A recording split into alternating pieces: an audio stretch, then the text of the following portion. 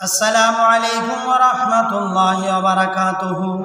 হযরত আলী রাদিয়াল্লাহু তাআলা আনহু থেকে বর্ণিত, তিনি বলেন, রাসূল সাল্লাল্লাহু আলাইহি ওয়াসাল্লাম বলেছেন, জান্নাতের প্রাসাদগুলো এমন হবে যে এর ভিতর থেকে বাইরের সব কিছু দেখা যাবে এবং বাইরে থেকে ভিতরের সব কিছু দেখা যাবে।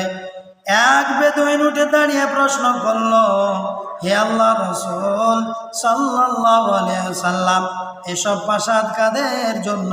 তিনি বললেন, যারা উত্তম ও সুমধুর কথা বলে, ক্ষুধার্তকে খাবার দেয়, প্রায় রোজা রাখে এবং লোকেরা রাতে ঘুমিয়ে থাকে, অবস্থায় জাগ্রত থেকে আল্লাহ তাআলার জন্য নামাজ আদায় করে, তাদের জন্য। সহিহ তিরমিজি, হাদিস নম্বর 2527। আসসালামু আলাইকুম ওয়া রাহমাতুল্লাহি ওয়া বারাকাতুহু।